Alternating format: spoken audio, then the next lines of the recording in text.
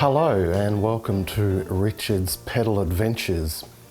I know, it's a stupid title. I had to call it something, and my wife actually suggested that I called it Richard Hawley Pedal File.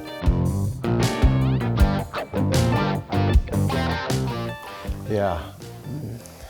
This is my pedal board. It's a bunch of pedals that I've collected over a period of 3 or 4 years, and I'm going to talk about them. I am a bit of a pedal enthusiast. I never used to be. I used to have the philosophy that you play the guitar with your hands and not your feet, and pedals are a distraction. And there is some truth to that. Now, I used to be in a band called John Johnson and the Johnsons. We were a hard rock trio, and I had 2 pedals, a wah wah pedal, a tuner, and a channel switcher for my amp. And we did a few things. We got ourselves on TV at one point, which was kind of exciting. Here we are on national TV on ABC on a show called Exhumed. For any Australian viewers, you're probably thinking, Exhumed? What's that? I've never heard of it. And that's because it rated really badly and no one watched it. But we did get on national TV. So, you know, my point being, you don't need lots of guitar pedals. What I want to kind of talk about in this video is the way these pedals can be combined. And I think this particular array of pedals can create some fairly unique noises. And yeah, so here we go. The first one here, it's a Vox Wah Wah pedal. It does have a model name. I actually don't know what it is, but they just call it the hand-wired wah wah pedal. It's a vintage replica. If you look inside, it actually doesn't have circuit boards like your modern pedal would. It's actually got all these hand-wired components. Whether that makes it better or not, or you know, whether it makes it sound better, I don't know. It sounds like any other wah wah pedal.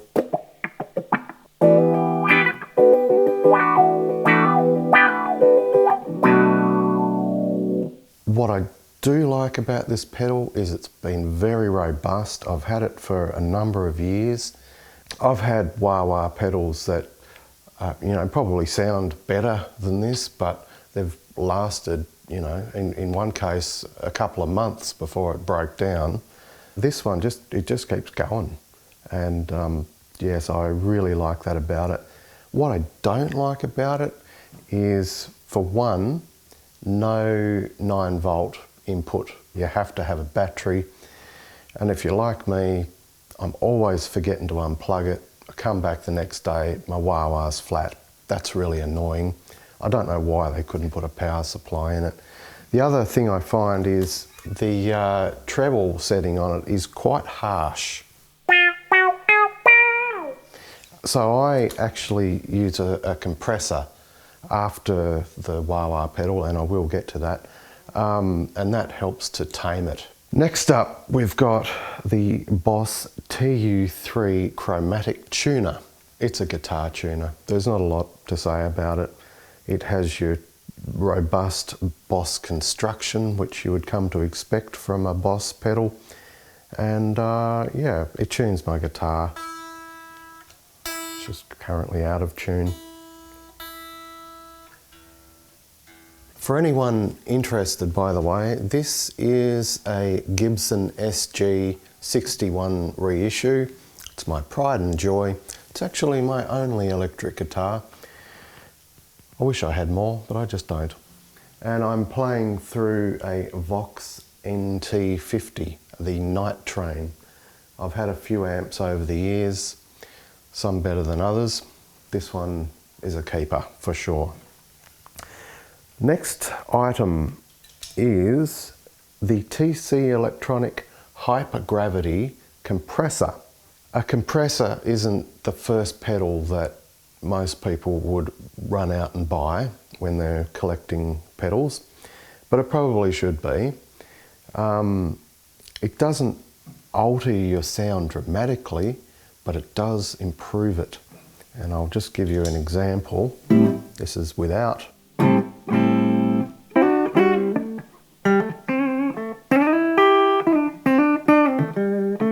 Now on.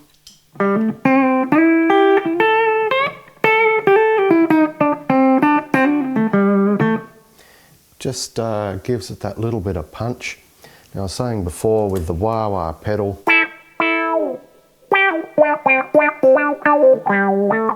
going through the compressor, it just tames those highs a little bit.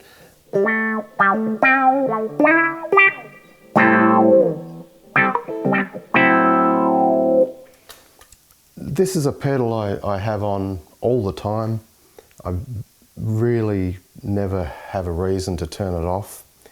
It has a blend knob, which is really handy, so you can dial in how much of the compressed sound you want. This is like all of it. You don't necessarily want a full compressed signal, so to have the ability to blend some of your dry signal back in is really handy. So yeah, there's not a lot else to say about this particular pedal, but I recommend that everyone gets a compressor. They're great and they make your guitar sound better.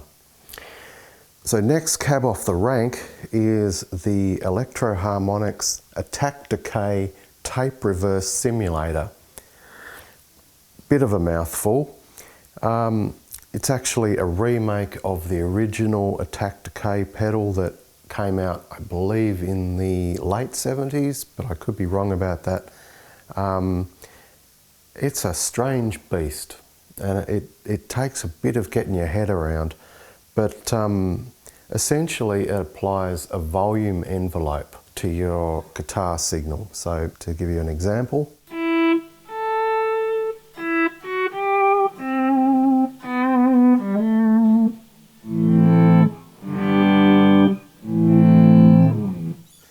so yeah, unusual noise, unusual sound. It sounds a little bit like a cello.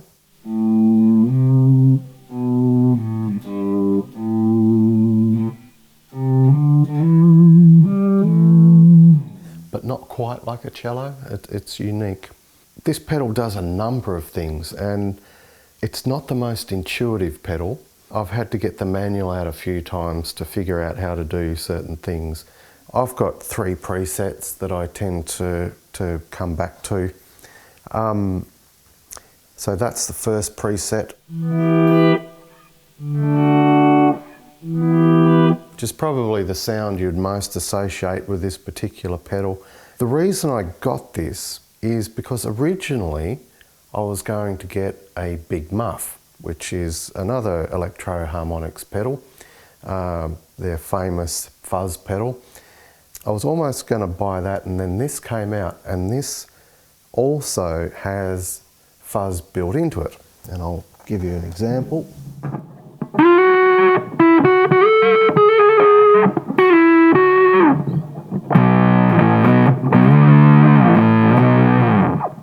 It's a pretty decent fuzz. I'll just turn that off. It sounds quite creamy and warm. I like it a lot. And if you combine that with the volume envelope, I'll give you an example.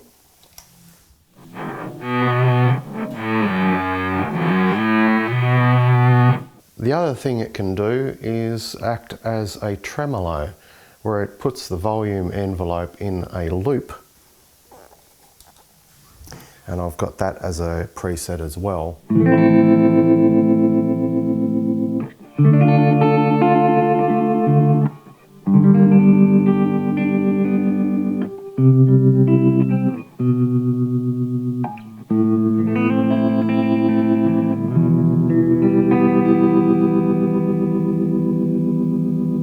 And you can change the speed of the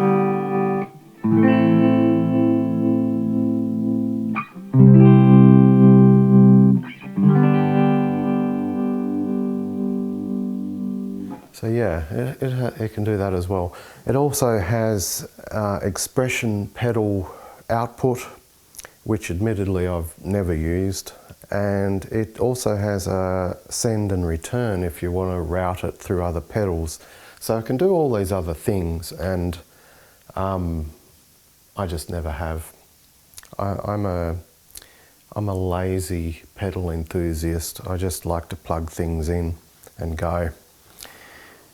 Next item is another Electro-Harmonix pedal, and I think probably my favourite out of all the pedals I own, and that's the Pitchfork. It is a pitch shifting pedal, as the name would imply. It has a number of different functions. Here is the octave down.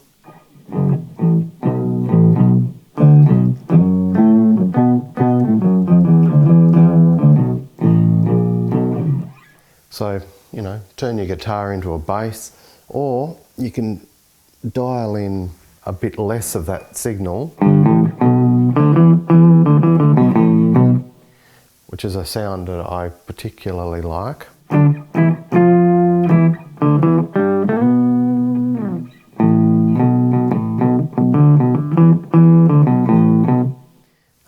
Or we can go the octave above.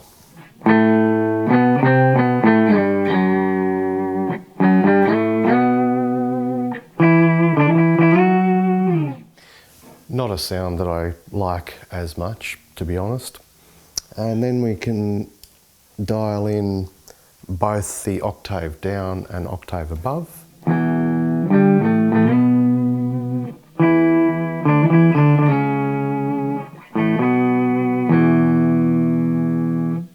And then you've got all the increments of 12 notes that you can blend between. So this is P5.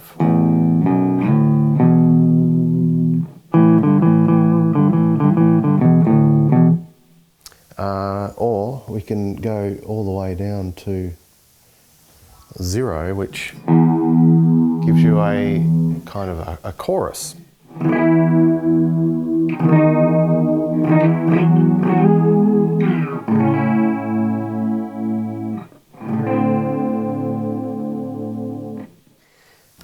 Oh, it also has 2 octaves down.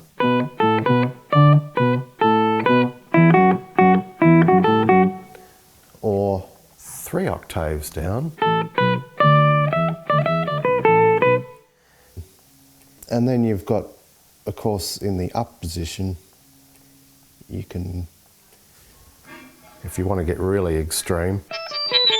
Oh, that sounds horrible. When I was looking for a pitch shifting pedal, the reason I got this one, the main reason, was because it had expression pedal input. And over here I have, this is actually another Electro-Harmonix product. It's a dual input expression pedal, and I'll put the blend up to 100. So it's basically a whammy bar.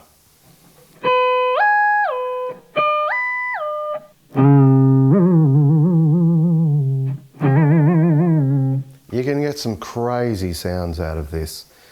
Next pedal in the chain is this one here. This is the Angry Driver. Now this is a collaboration between Boss and JHS. And this pedal is actually 2 distortion pedals in one.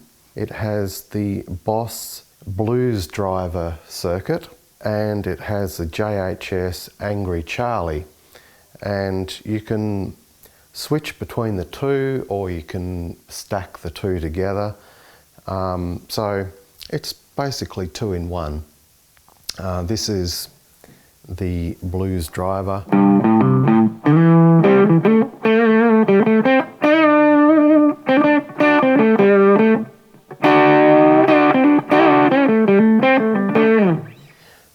You know, it's a great sound, just adds that little bit of grit.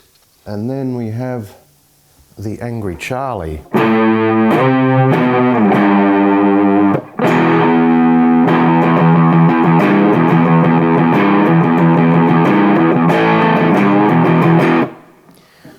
Now, I said before I was going to talk about how these pedals can combine, and I haven't really gone down that track yet. But one thing with the Pitchfork, I was playing that through clean, apart from the compressor. I find pitch shifting pedals do sound better with distortion after them. Now this is the setting I normally use, which is the bass setting, octave down with distortion after it.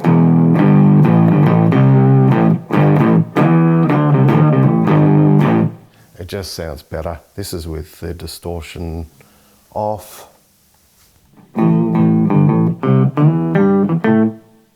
And on. It just sounds good. I like it. And this is with the Pitchfork combined with the Angry Charlie.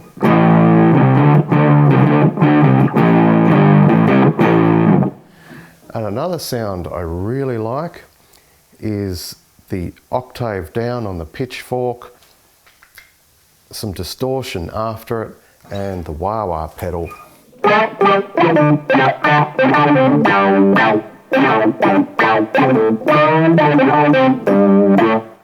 I'll just blend in a little bit more of the Pitchfork there.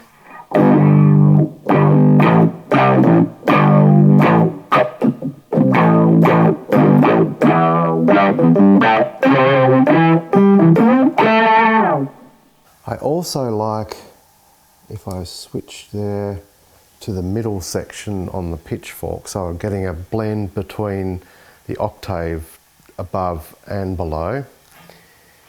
Add some distortion in there. That's a great sound.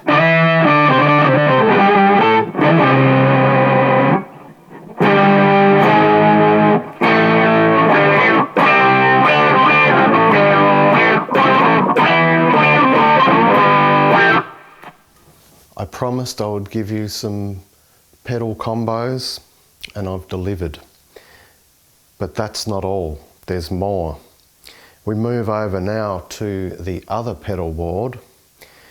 Now the first pedal that we have here isn't really a pedal, but that's the expression pedal which I mentioned before. It doesn't make any sounds itself, it manipulates the sound of the pedal that's plugged into it. It's electro harmonics, it's dual input, which is kind of cool. It was the only dual input pedal that I could find, and I did get that for a specific purpose, and that's because over here we have the Boss DM2W, which is also plugged into this expression pedal. And I got that for one reason only, and that is to make this noise.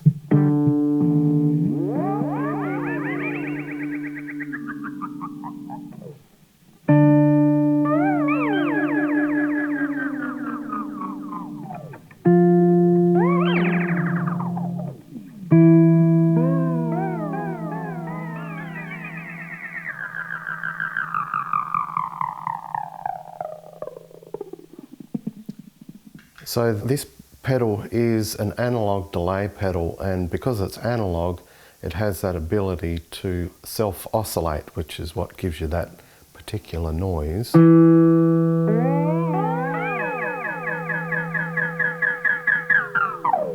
So it starts feeding back on itself. So this is one of the Wazacraft pedal series. They've remade some classic Boss pedals, and they've given it a little bit of extra functionality. So it's got two settings here, S and C. S is basically its original setting of the original pedal.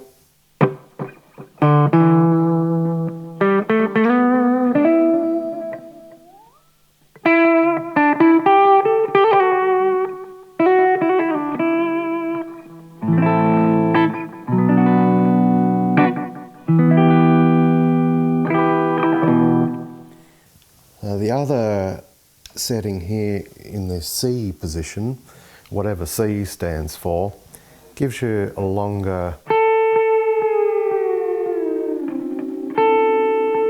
gives you a much longer delay time.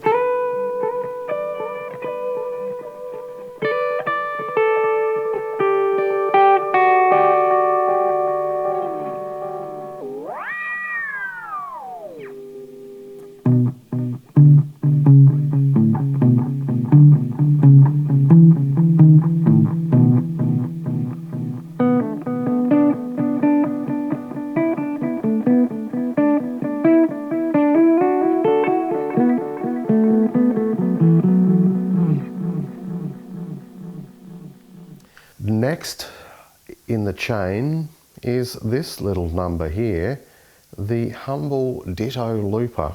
It is a looping pedal, and I'll give you an example.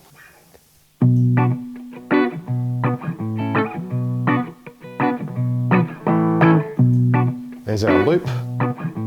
Now we can record over the top of that.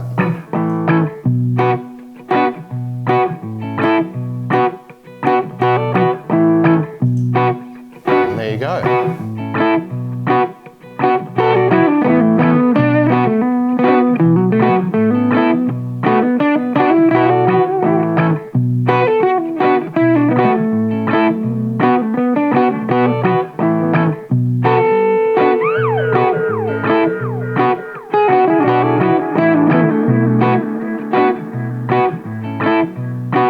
Now if you decide that you don't like that, you can hold the button down and that other record layer goes away, or you can hold it down and bring it back.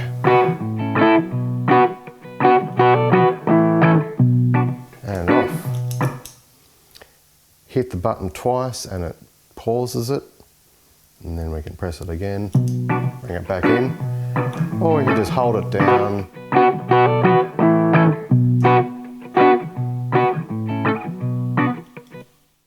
Or we hold it down and it turns it off. And then whatever you recorded is gone. It doesn't save anything. Well, it does, but once you've essentially held that button down, it deletes whatever was on there. One of the cool things is that it does keep in its memory what you recorded, so you can record something, turn everything off, come back the next day, turn it back on, and that loop will still be there. But yeah, it's not a permanent recording solution. Next, we have this beast here, and this is the Vox Delaylab. Now this is a fairly recent purchase of mine. I actually got it second hand. It was a bit of a impulse buy. I actually got it to use as a looping pedal to replace the Ditto, and it does have looping functionality, but I actually found that the Ditto loop was a better looper than this Delaylab, but this thing does so much more. I mean, I can't even begin to go through all the different settings. I'll be here all day, but it's an effects unit in itself. It doesn't just do delay, it's also got a number of modulation effects, it's got distortion, the list goes on. If anything, it does too much, and you actually find that you just sit here fiddling with knobs all day and not really playing much, because it does so many different sounds. But I have put a few presets in. It's just like a short slap back.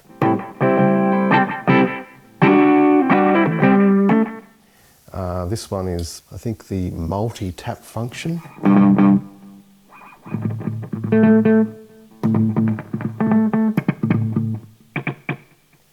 And then we've got another preset here, which is actually a flanger or a phaser. I don't tend to use a lot of modulation effects because I think they can be a bit overused, but it's nice to have that capability. because I don't really have any pedals that are specifically for modulation. By modulation I mean like phases, flanges, that sort of thing. Whereas this one can do it.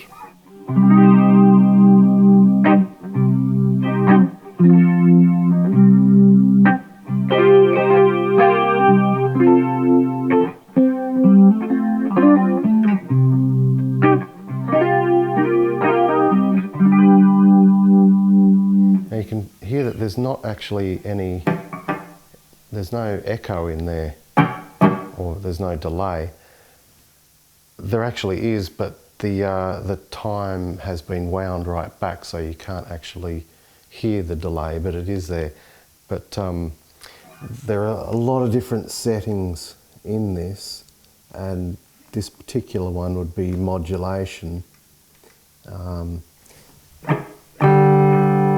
This is the phaser.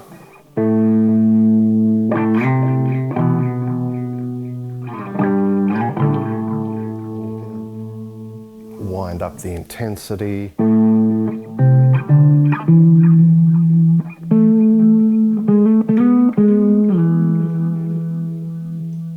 Let's add a bit of attack decay in there.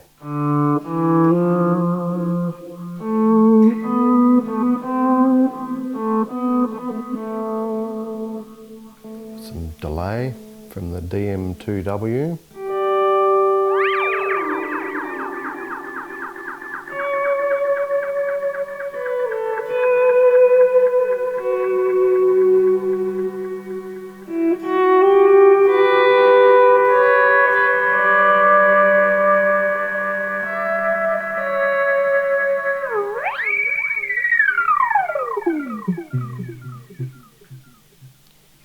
So yeah, I mean, I could sit here for quite some time going through all the different functions of this particular pedal.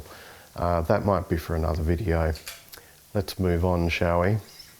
The next one along the chain is by a company called Neunaber, and this is the Immerse Reverberator. It's a reverb unit. It's really good.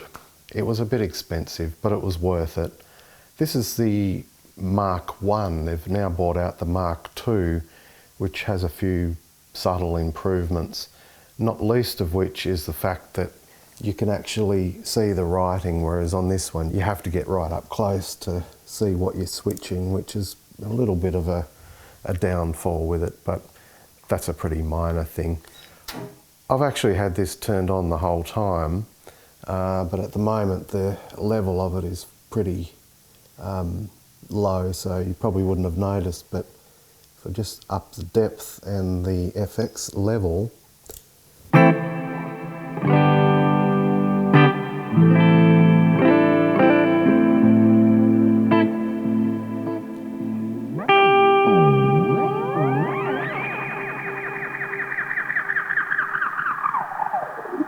I mean, you can get into some real spacey noises. You know, if I start turning everything on here, let's get real spacey.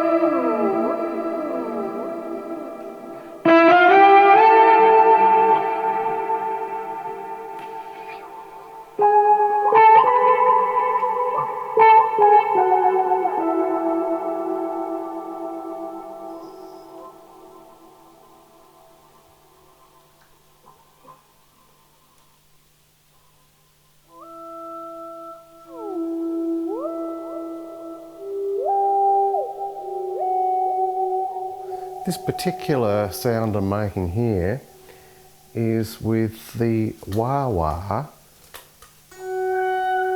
set to its bass position, I suppose you'd call it.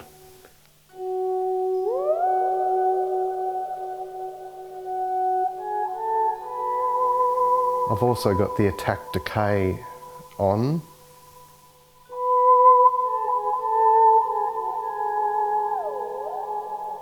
Has a bit of a theremin-like quality.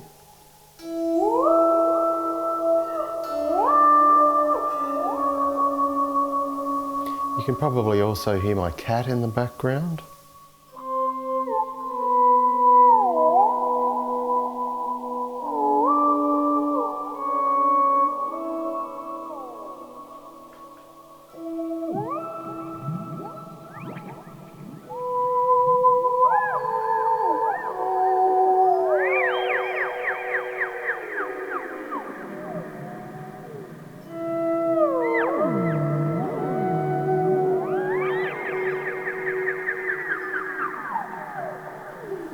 And I mean, this is why it's a good and a bad thing to have lots of pedals, because on one hand you have the capability of making all these different noises, and I've only touched the surface here.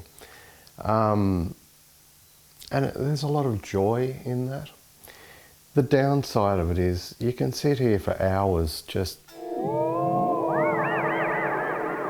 making weird noises. Probably driving the neighbours nuts.